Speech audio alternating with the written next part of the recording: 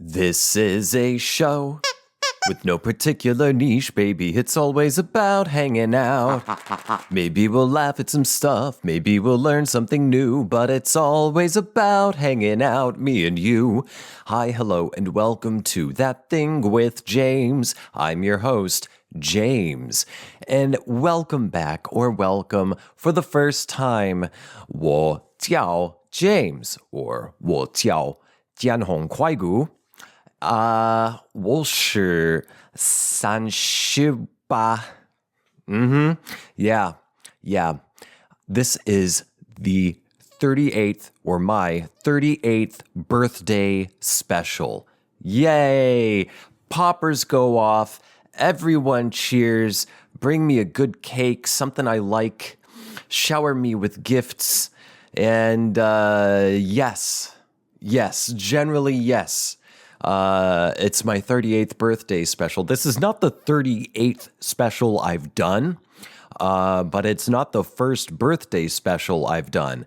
I can't remember how many birthday specials I've done on this podcast, but let's just go with the number of years I have survived. 38. Is it 38? Have I survived, or am I entering my 38th year? No. So the day you're born, you're entering your first year, but it's not until 12 months later that you're 1 year old. So I'm about to be 38 years old. So let's see. I'm recording this on Sunday, December 7th. My birthday is not for another 8 days. My birthday is December 15. So this episode's coming out a little bit early, but better early than late, right?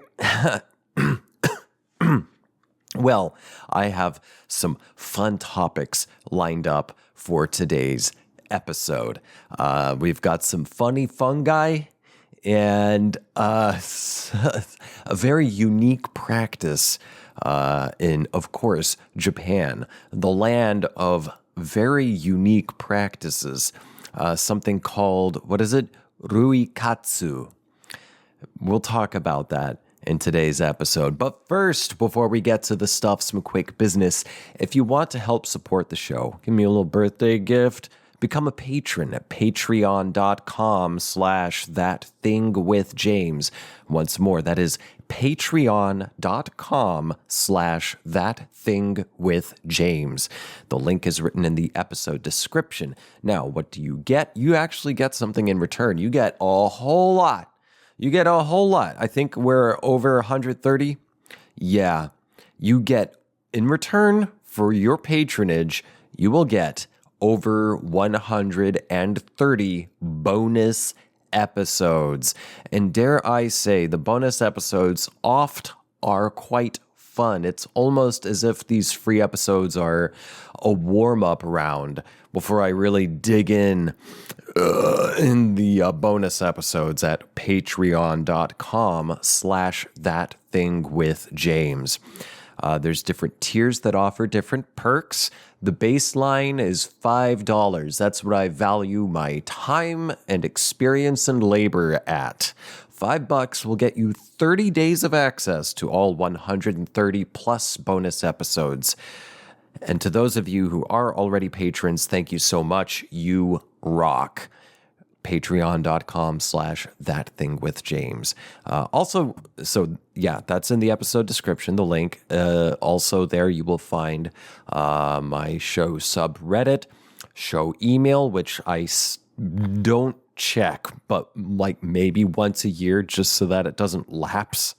And then socials, that sort of stuff. So yeah, that's the business stuff. And it just something else unrelated came to my mind. In the last couple of episodes, I talked about an exciting thing that I got to do. And it didn't pan out, so I'm going to say a little more. I'm not going to say too much about it, but I got to audition for a movie. Like an actual role with appears in 2 different scenes that interacts with the main characters, and it's like a pivotal hurdle or pivotal someone that happens to the main characters. And the character I was auditioning for was right up my alley. The character isn't me necessarily, but it's someone I can play because it's someone I know. Maybe not a specific name, not a specific person, but having lived the life I've lived, I very much have encountered and know the type of character that I was playing in the audition. Now, I didn't get the gig. If I did, I would not be recording this episode right now because I would be in a different state, in a different city, working on my first feature-length movie. But I didn't get it. And in one of the last episodes of this podcast, I don't remember if it was the free one or the bonus one, I was talking about how simply getting to audition for a movie was a win for me. And it still is. It's still a win. It's hitting differently now, though, because I didn't get it, and that's fine. I'm glad I did what I did. I knocked the audition out of the fucking park.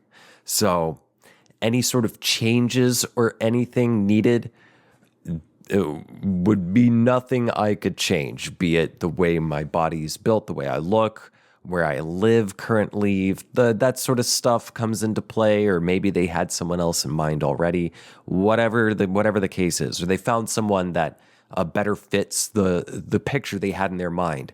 That's good, and I hope they found the perfect person for what they were going for. And I'm glad I got to audition for it, and I'm proud of myself for how well I did in that audition. Now, when the day came, first it was 2 days prior to the first shoot day, and then it was, I didn't say anything, but I was thinking it already. And then the day before what would have been the shoot, the first day of shooting, I hadn't heard anything, and I was like, well, that's it. That's it. Because sometimes you don't hear until the very last moment. I had one gig, a commercial gig many moons ago. I only got because the guy they cast got both of his legs broken in a fucking motorcycle accident. I guess he was driving recklessly on his bike, on his motorcycle, and broke both of his femurs. And so I got the job. And it was from this director duo, and people were treating them like, oh, it's these guys. I'd never heard of these fucking guys before, and I guarantee you've never heard of these fucking guys before. It was one of those things where it's somebody who thinks they're somebody, and way too many people treat the somebody as if they're somebody, even though they're not really a somebody. It was one of those scenarios, but it was a duo, like a director duo. And they were talking so much shit. Like, they were so cold to me. And I even heard them at one point, like between takes, where I'm acting my ass off, like doing the job right, doing it well. And I straight up heard them saying, like, I don't like talking about me. I don't like him. I don't want him. We don't want him. We just don't like him. And I heard one of the crew, maybe one of the producers, sticking up for me, saying that he's doing a good job. And these directors were just being little bitches about it. I just don't like him. We didn't want him. Well, you got me. And it didn't hurt my feelings at all because it was a pretty big paycheck. It wasn't like a SAG paycheck, not a Screen Actors Guild type paycheck, but as far as a non-union gig, which was all I could get, it was a pretty big check coming my way. A few $1,000s. That's it. Not in the 5 digits, the 4 digits, not even close to 5 digits, but still a lot of money at once that I usually didn't get. And I got the job and I had fun. It didn't hurt my feelings. Anyway, where was I going with this? Sometimes there are things like that biker who was the person that asshole director duo really wanted, breaks their legs the day before the shoot. And sometimes you don't hear until the very last minute. So that's why I was just kind of like not saying anything until the exact day before what would have been the first day of shooting for the movie. That I was like, I didn't get this one. And I was bummed. I was so bummed. And I was bummed at myself for being bummed because I was in such a good mood and so proud of myself. And rightfully so. I was like, I won. I got to audition. Like, that's the job, is auditioning, really. Getting hired and getting to act is just fun bonus. That's dessert. Being without a job and trying to get a job is the fucking job for a professional actor. But yeah, I didn't get that gig. But now, in retrospect, the hurt has passed. As is about to be the pee I need to extract. And then we're going to dive into the fun stuff. We're going to talk about funny fungi and ruikatsu in just a moment. I'll be right back and we'll bite into some fun stuff. Just a second. Okay, here we go. We're going to start off with, these topics are unrelated. I'm sure there's some thread I could extract between these two, but it's not readily apparent to me in this moment. So we're just going to dive into these, as of right now, seemingly unrelated topics. This first thing is on woodlandtrust.org.uk. Title: 7 Funny Fungi Names to Help Mushroom Identification. Written by Charlotte Varela. Okay, let's just dive in. I'm not going to read all this. We're just going to read these names. Coming in hot with one you might have heard of, one mushroom you may have heard of. The common stinkhorn. Yes, the common stinkhorn. There's a dirty sex joke there that I'm not going to get into, but I'll let you think about it. A stinkhorn. And then here's the the scientific name. The Phallus impudicus. The common stinkhorn, or the Phallus impudicus. Everything about this mushroom looks and sounds like someone invented it as a practical joke. Its scientific name literally means shameless phallus. Phallus relating to its phallic appearance, and impudicus, translating to immodest or shameless. It even emerges from a bulbous sac. If that wasn't enough, the common stinkhorn smells unmistakably like rotting flesh. This attracts flies, which land on the fungus's dark tip.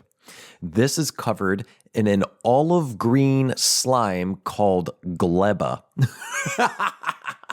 Gleba, which sticks to the flies and contains spores, which the flies then spread as they go about their day. Moving on to the Hotlips Disco. Yes, Hotlips Disco, or the Octospora humosa. Of all the origin stories, this must be one of the best. Hotlips Disco, was named by 12-year-old Rachel Blackman in a 2011 competition run by Natural England and The Guardian newspaper. Quote, "They looked a bit like lips, and I thought the name suited it really well because of the bright orange color," Rachel told The Guardian. You can find Hotlips Disco puckered up amongst clumps of haircap moss. Moving on. Oh, God. Cramp balls, or the Daldinia concentrica. Cramp balls. They just look like black testicles. Despite the images the name of this fungus might conjure, the cramp that it references isn't specific to the nether regions. People once believed that carrying cramp balls would protect you from attacks of bodily cramps. This fungus is also known as This fungus is also known as King Alfred's cakes, another name with more innocent origins than it implies. It is said that King Alfred, on the run from Vikings, took refuge in the home of a peasant woman who asked him to watch over the cakes she was baking. Alas, he let them burn and scattered the evidence in the woods to allay his embarrassment. Oh, God. Next we have, that is a ugly mushroom too. Next we have the yellow stainer. Yellow stainer, also known as the Agaricus xanthodermis. Agaricus xanthodermis. Funny fungi names come in handy for mushroom identification, especially where poisonous mushrooms are concerned. The yellow stainer, you know, when we're younger and we're tighty-whitey, sometimes you end up with the yellow stainer when you're a little kid. The yellow stainer gets its name from the fact that it very quickly turns a vivid chrome yellow when handled, though it could just as easily have been named after the ill effects of eating one. Symptoms of yellow stainer poisoning include vomiting, diarrhea, stomach cramps, sweating, nausea. So basically, it sounds like it feels like the flu. Yellow stainer is often mistaken for the edible field mushroom or horse mushroom, but the speed at which it turns yellow and the brightness of the yellow stain set it apart. The yellow stainer. I don't like the look of that one.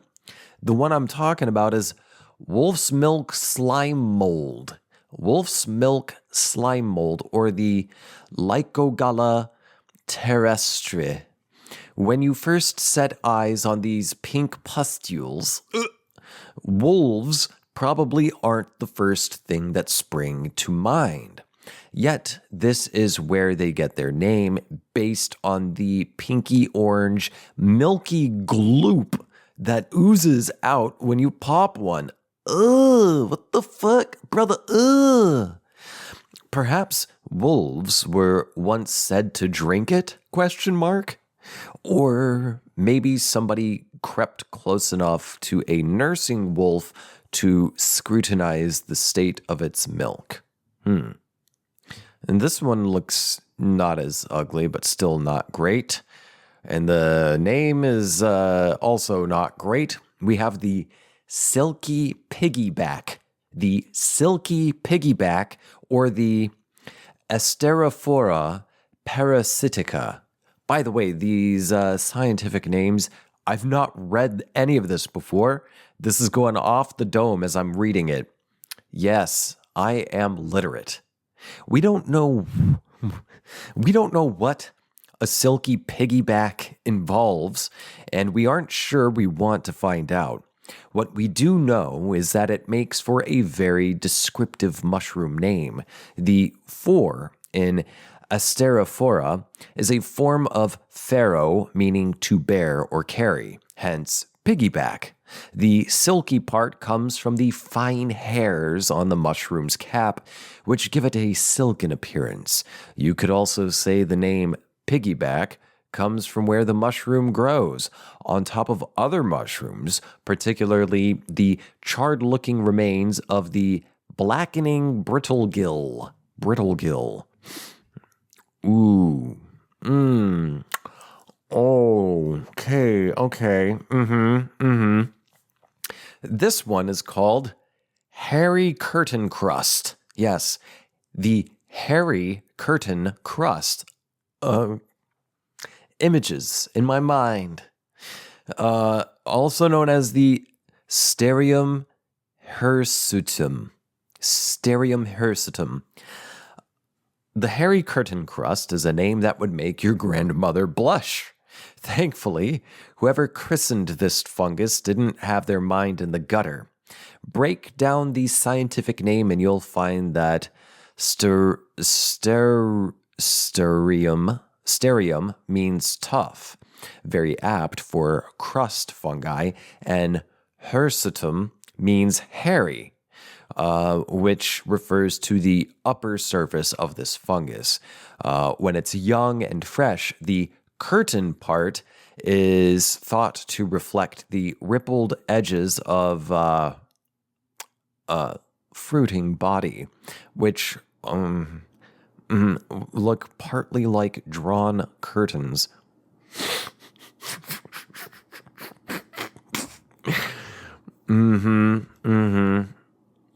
Okay, yeah, there's more. There's two more. Let's get through it. Next, we have the grisette, or the Amanita vaginata. Vaginata. Right after the crusty curtains. You'd be forgiven for giggling at this one. Do scientists only have one thing on the mind? The vaginata is indeed a form of the Latin word vagina. But its more literal meaning is, oh my God, that's not any better, sheath. Applied to the grisette because it emerges from a fleshy, sheath-like sac. This sac breaks as the mushroom grows and expands, leaving a cup-like remnant known as the vulva, not vulva, but volva, at the base of its stem. Okay, and then the final one of this topic, the wood bluet. And this is actually a very cool looking mushroom. I like the way this one looks. The wood bluet, or, oh my God, or the Clitocybe nuda. The Clitocybe nuda. At first glance, it looks like the person who gave this mushroom its scientific name knew exactly what they were doing. It still sounds a little suspect, even when you dig into the translation. Clitocybe means sloping head, while nuda means bare or naked. The wood bluet, it's a really cool kind of like purplish color, does look a little like naked skin. No, not really, not at all, but okay. Does look a little like naked skin. When mature, unlike me, the mushrooms are a beautiful pinky lilac color, while younger specimens are a more blue-tinged violet. So that's it for these funny fungi names. But now we're going to move on to something that might make you cry. Not really. This isn't going to be sad. This is going to be an interesting thing. I laughed at this first, and then when I heard about it more, I'm like, actually, that doesn't sound like a terrible idea. And then the more I heard about it and how it involves a handsome man to wipe away your tears, then I started thinking it was funny again. But first, I need a sip of water. I'll be right back. I'm back. Okay, here we go. The next topic for today's episode is the Ruikatsu. So I've got a couple articles pulled up here. The first one is just to kind of introduce what it is. The next one's a little more in depth. Here we go. This first one is titled, What's Ruikatsu and Why Crying is Good for You? This is on strategicwanderer.com. Let's read. Posted by Andrew. Cool. All right, on Andrew. If you've read anything on my blog, you may know that I've traditionally taken a traditional approach to treat my OCD, anxiety, and depression. e.g., exposure response therapy and Western medicine. There have been ups and downs, a lot of downs, but I've found a recipe that works, at least for now. Over time, I've opened up to more out-of-the-box treatments and therapy. Controlled breathing is one of those ways, as is the depression-reducing Mediterranean diet. I'm not quite convinced that diet can rid me of depression, but studies are making me a believer. At the very least, I know that nutrition plays a big role in how I feel. This is true. So is ikigai, or the Japanese concept of referring to something that gives you a sense of purpose and a reason for living. As I open my eyes to these natural remedies to treat my mental health, I keep finding more. My most recent discovery, ruikatsu, the Japanese word that literally translates to tear activity. What's ruikatsu? It was invented by Hiroki Terai in 2013. It means to seek tears or tear activity or tear seeking in Japanese. Hiroki Terai's business quickly evolved as companies big and small hired him and, quote, handsome weeping boys, unquote, or ikemeso danshi, to come to their offices, play different films, and make their employees cry. These handsome gents used because Hiroki Terai says it's exciting, then go around and wipe tears away. These films often center around topics like ill pets or father-daughter relationships, topics that'd make the average Joe and Jane show some emotion. So, in the absolute simplest terms, ruikatsu is a crying workshop. But I want to know more about this, the handsome crying man or the handsome weeping boys. Say what?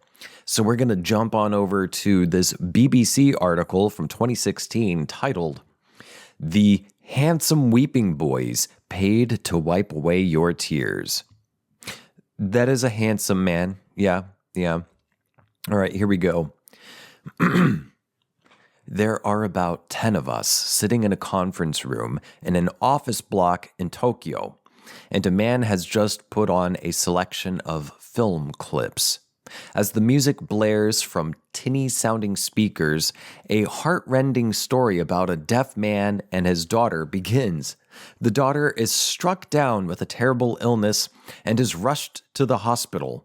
The man, unable to communicate that he is her father, is not allowed past the reception desk. The film ends with him crying inconsolably as she dies alone. Oh boy, that sounds fucking awful. As the second film, this is even worse. As the second film about a fatally ill dog starts, I hear a muffled sob from the other side of the room. Minutes later, there are some loud sniffling noises to my right. Within 15 minutes, half of the room is staring at the screen, tears streaming down their faces. The man showing the film... I love these pictures. I wish you could see what I'm seeing right now. Maybe I should save these articles and put the picture up on the video because this show's on YouTube as well. The man showing the film begins to walk around and, with a large cotton handkerchief, slowly wipes away the tears from people's faces. He diligently refolds the handkerchief for each person to offer them a dry patch. Quote, "When I started running these workshops, there were some quite awkward moments," unquote. The man with the handkerchief, Ryusei, tells me. He has model good looks and is taking his tear-wiping role very seriously. Quote, wasn't practiced enough, so I couldn't cry easily. And this would mean the audience couldn't cry either. But it's much better now. I can cry, and so others follow. Unquote. His job title is somewhat unusual. Ikemeso Danshi, or handsome weeping boy. He runs sessions with the sole purpose of making people cry. Quote, Japanese people are not used to crying in front of people, but once you cry in front of others, the environment will change, particularly in a business, unquote. The idea is to show off your vulnerability when others see that it's supposed to bring people together so they work better as a team. Most of the films, so companies hire the handsome weeping boy. Companies hire this as like a team building exercise. They do the ruikatsu, okay? Most of the films he plays focus on ill pets or father-daughter relationships and appear to be targeted at women. I'm told that anyone can come along, but today all but one of the attendees are female. The sole man is the company boss who arranged the session. Companies can choose from a companies can choose from a selection of handsome weeping boys. One is a trained dentist who does this as a sideline, while others play the part of a gymnast, a funeral director, or a shoe shiner. Oh, so they're not just the handsome weeping boy, but they're playing as if there's something else, like a funeral director. And it's not that we get together and just cry. You got to watch these really sad clips and then cry together. Okay. Today's facilitator,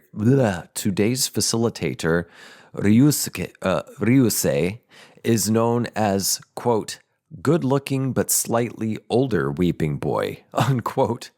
The others are in their 20s, while he is nudging 40. Hey, so am I. This is my 38th birthday special. In Tokyo, other companies have launched similar programs. Non-sexual cuddling sessions and rent-a-friend services are already available in town. So cuddling, I've heard about this for years, and that is a big thing. Like it's a platonic cuddling thing. And you can hire a person to come to your home and cuddle you, but there's also cuddling workshops where just people get together and they cuddle. And again, it's not a sexual thing. If you're thinking it is, get it out of your mind. I know it might be unusual to you, but once you get past that, think about it. How many touch-starved people there are in the world, and how we could all use a little more gentleness and comfort, emotional, interpersonal comfort in our lives. The crying workshops were Hiroki Tarai's idea. He's a businessman determined to get Japanese people to express their emotions. Quote, I have always been interested in the hidden sagas of human beings, unquote, he says. Oh, that's him. He looks like a sweet guy, honestly. He looks like a sweet man. It all began when he was 16. With no friends at school, Hiroki ate his lunch in a toilet cubicle alone. It was a difficult time. Quote, it was around then I feel I started to find out more about people's real emotions. On the surface, they're smiling, but that's not always how they feel, unquote. His first project was running divorce ceremonies for couples whose marriages have broken down. Quote, the climax of the ceremony is crushing the wedding ring with a hammer, unquote. The couples said that crying was the most cathartic moment. Hiroki therefore decided to set up a crying business in 2013. It started with workshops open to everyone in Tokyo. Quote, people would come and cry together. When they cried, They said they felt really good afterwards. The only problem was the perception of crying men. People thought they were weepy or wimps, unquote. Hiroki's solution? Crying workshops led by handsome men. You know, it's a silly name, the handsome weeping boy. But this is a really good idea, getting people to cut the bullshit. Cut the bullshit. Show how you really feel. And also tackle toxic masculinity. Let's keep reading. He wanted to bring the image of crying men into the mainstream while using those men to make other people cry. I asked him why the men... I mean, I understand, Hiroki. All right, I understand, but let's read. I asked him why the men have to be good looking. He shrugs his shoulders and says, I think it's because it's so different to daily life. It's exciting. People can be surprised by their own response to the films. Quote, I thought I wouldn't cry, Temuri confesses. She's a comedian who's making a documentary about the session. But I really cried a lot. It was the clips about the father and daughter that got her. Quote, my father's still alive, but I'm over 30 years old now. Still, I sometimes don't behave well towards my father, she laughs nervously. I started to regret that, unquote. Having watched quite a few Japanese documentaries, I can totally hear that clip playing out as if I'm watching it on a documentary. Not everyone is so moved, though. With a conspiratorial glance over her shoulder, Uriya, an employee at the office, asks, is it okay to tell the truth? I assure her that she can. She says, honestly, I'm not interested in this kind of movie. I think there were 5 or 6 movies, so many people died. I don't like it. I don't think that's moving. I was not moved, unquote. The whole premise of Hiroki's business is the idea that Japanese people don't cry enough. I wonder if this is a stereotype, but most of today's attendees seem to agree. Quote, Japanese people are not really good expressing their emotions, Terumi tells me. People working at companies don't express their opinions or feelings too much, unquote. And I'm not going to go on too much of a big sidetrack, but that is a real thing.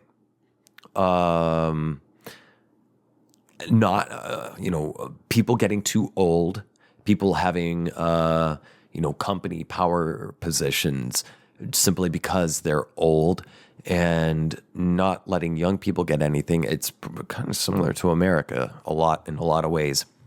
And people don't speak up. They don't speak up. And it's like a really culture of repression, basically, kind of a thing. Now, there's no way to talk about that without, bringing to mind some types of stereotypes. But at the same time, it is a problem. It is a problem. So it's like toxic masculinity and that sort of thing. So it's interesting. Let's keep reading. People working at companies don't express their opinions or feelings too much. And this is, and it is this that drives Hiroki, the company's founder. Quote, I want Japanese people to cry, he says with real animation. Not only at home, but in the office. If you cry at work, you think your coworkers will not want to touch you. There's a really negative image. But, excuse me. Oh my goodness, okay. But I know that after you cry and let people see your vulnerability, you can get along even better with people, which is also good for the company. It creates a better working environment and people get along better, unquote. And I agree with that. If you show your emotions, if you cry, if you're actually vulnerable, it creates real bonds, cuts the bullshit. As I leave, I reflect on the surreal evening. Did I cry? No. However, if I had been available to focus on the or able to focus on the films, I think I might have done. Instead, I was creeping around in the back of the room trying to record noises for my radio report. Not too conducive for a good sob. So that is the Ruikatsu and the Handsome Weeping Boy. And that's it for this episode. In this week's bonus episode is going to be part 2 of You/Chicken of the Year. Perhaps the most unhinged Reddit user I have ever encountered. If you want to catch it, become a patron at patreon.com/ThatThingWithJames. Thanks for tuning in. Happy birthday to me, and I hope to catch you next time. Bye.